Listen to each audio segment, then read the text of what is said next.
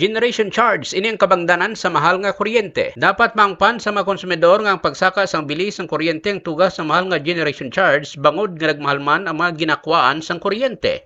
Ginpahayag ni Mr. Neil Parcon, ang Vice President for Corporate Planning and Regulatory, sang more power nga kapin lang sa 15% sang billed amount ang nagakadto sa more power kag kapin sa 60% nagakadto sa power generator. Nagakahulugan nga 15 sentimos lang sa kada piso ang nagakadto sa more power, kag kapin sa 60 sentimos ang nagakadto sa power generator.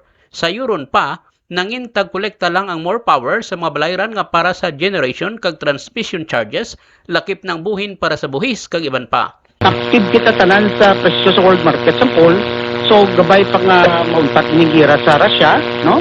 Magdamo ang supply sang coal, no? Kag magtaas ang development sa renewable energy, no? Mula sa lantaw ta, mga solar, hydro, wind, no? Kay para dira naman ang masupplyan sa Pilipinas kay mas barato ini, wala ini value added tax, stable ini for the longer term, no?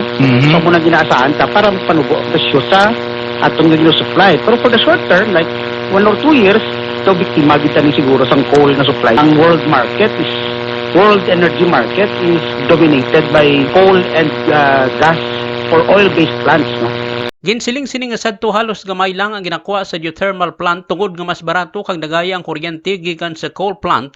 Apang sang nagmahal ang coal didto kag nagbatyag ang tanan kag halos tanan nga distribution utilities ang apektado bisan pa ang mga electric cooperative.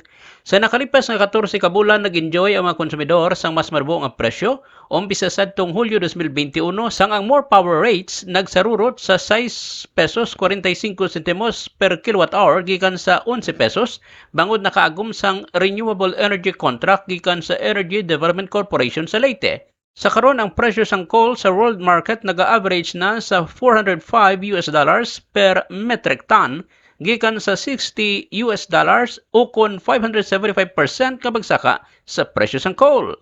Nagapanikasug ang more power nga makakita sa mas barato nga source ng kuryente agud nga mahaganhagan ang ginaabaga sang mga konsumidor. Sa karon padayon ang ginahimo nga pag-improbar sa more power sa iya mga pasilidad kag serbisyo agud nga mas makahatag sang dekalidad nga serbisyo sa mga konsumidor sa syudad sang Iloilo.